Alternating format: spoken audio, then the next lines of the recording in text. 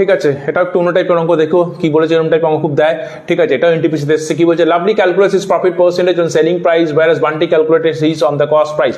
They find that the difference in the profit is 100.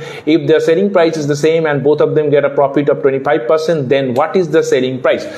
কি বলেছে, কিছুই না, ঠিক আছে, বলেছে লাভলি এবং বান্টি দুজনাই বলেছে, লাভলি এবং বান্টি দুজনা আছে, দুজনারই সেলিং প্রাইস সেম, তো দুজনেরই সেলিং প্রাইস 100 ধরলাম। একজন এসপির ওপর ক্যালকুলেট করেছে, একজন সিপির ওপর ক্যালকুলেট করেছে 25%।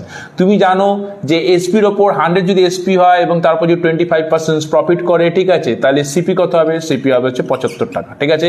এবার আর একজন কি বলছে 100 টাকা এসপি এবং সে 25% প্রফিট ক্যালকুলেট করেছে কতর ওপর, না সিপির ওপর। তা সিপির ওপর 25% ক্যালকুলেট করে যদি 100 আসে তাহলে সিপি কত হবে, সিপি 80 হবে, 80 25% 20 টাকা হয়।